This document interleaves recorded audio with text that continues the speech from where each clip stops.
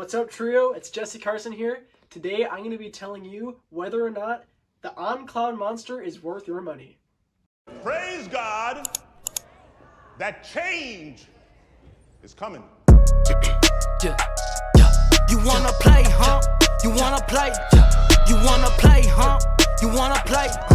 You wanna play, huh? You wanna play? You wanna play, huh? You wanna play? No, we don't. I said my flesh is like a dog. I say sit down and tell him stay. You wanna play, huh? You wanna play? Back in the day. So in this video, I'm going to be discussing my personal experience with this shoe and why I bought it. I'll also be telling you the pros and cons of this shoe. But when I purchased this shoe, I was actually hesitant myself. Then I fell in love with it. So let me kind of explain how that process went. So, me running in this shoe is definitely a journey. It was a love-hate relationship. And I honestly would have to say, my personal experience running, I was definitely more of a high-performance tempo shoe type guy, the one who loves to baby my feet and the comfort and the carbon and all that kind of stuff.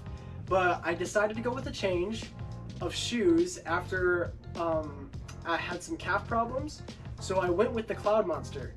And I didn't know what to expect, but after running in with it, I actually started to fall in love. This shoe was kind of a little bit more on the stiff side, and I kind of had to get used to that feel. But once I did, I couldn't go back. Like, this shoe has definitely been a really good shoe for me.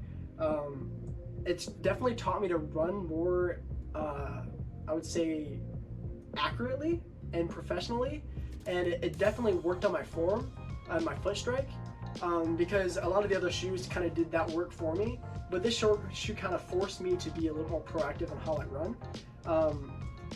Another thing about this shoe that I really loved was how it fit. Like, it fit really naturally, and it kind of felt like it was kind of meant to be. Like, some other shoes just kind of felt a little bit wonky, but this one, it was like really simple. Like, it went right to the basics and gave me what my feet needed. So the foam that's built into this shoe, they have two different kinds, and it really helps to like improve your almost racing simulation ability, which would be Helion on the topper part of it, which is more of a softer type foam, and then there's another which is Cloud Tech on the bottom, and that's what gives you the stiffness and stability to actually get the miles and like train well.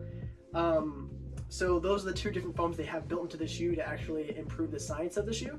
Another thing they have in the shoe is a plastic plate, and that plastic plate kind of gives you a little bit of a rocker and helps you run really efficiently and stability. Also, the rubber on the bottom of the shoe is also something I really enjoyed, because some of those shoes that I've trained with, they kind of burnt out like super quickly.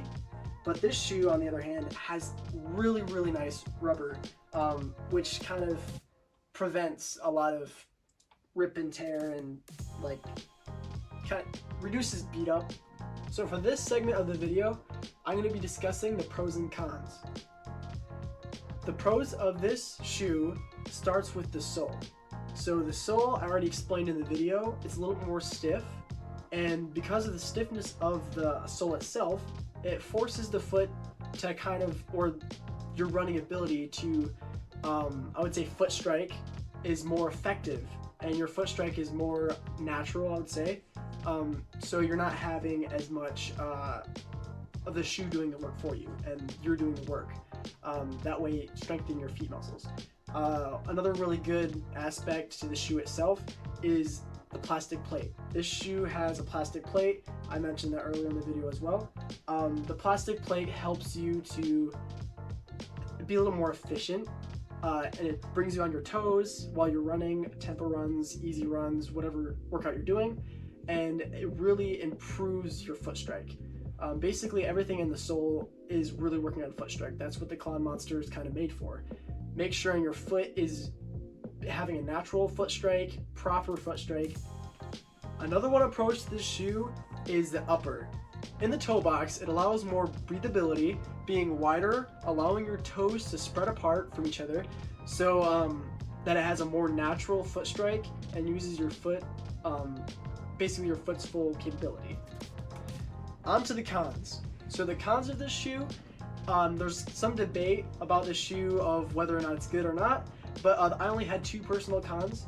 So the cons to this shoe, I would say, is there's a little bit of rub on the heel area towards the Achilles, and it kind of rubs some of the fabric off.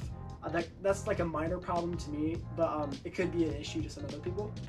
The second con that I've kind of found was the lacing. It's kind of a little bit difficult to deal with because there's a little bit of slip when it comes to lacing it up. So you kind of have to work with it, because if you lace it too tight or too loose, it could affect how you run. For instance, if you lace it up too tight, it will kind of hurt the top of your foot towards the bone area. If it's too loose, you're just gonna have some slip. So, oh, and there's one more con. Because it's on, and you know on has holes, there's one big hole right in the middle of the shoe. Sometimes you'll get like pieces of walnut or rocks stuck in there. That's sometimes not a huge issue because there's a plastic plate to protect your foot, but it is a con nonetheless. So thank you guys for making it to the end of the video. And I would just want to tell you, you can find this shoe wherever shoes are found. A couple of places to find it is on running.com. You can also find it on Running Warehouse. They have some really good deals on that store. And then there's Playmakers. So my opinion, is it worth your money? Yes, it is. I hope you enjoyed the video. See you guys on the flip side.